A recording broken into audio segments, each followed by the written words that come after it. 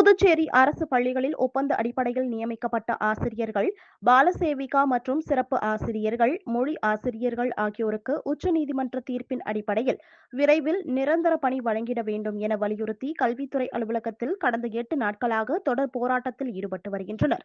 இவர்களின் போராட்டத்திற்கு அரசு எந்தவித நடவடிக்கையும் எடுக்காத நிலையில் ஆசிரியர்கள் தங்களது போராட்டத்தை தீவிரப்படுத்தும் வகையில் கல்வித்துறை அலுவலகத்தின் நுழைவு வாயில் படிக்கட்டில் அமர்ந்து போராட்டத்தில் ஈடுபட்டனர்.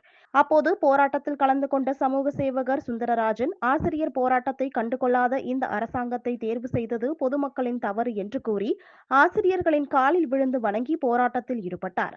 தொடர்ந்து தங்களது கோரிக்கையை அரசு நிறைவேற்ற வேண்டும் என கூறி அனைத்து ஆசிரியர்களும் ஒரே குரலில் கடவுள் உள்ளமே கருணை இல்லமே என்ற பாடலை பாடி அரசின் கவனத்தை ஈர்த்தனர்.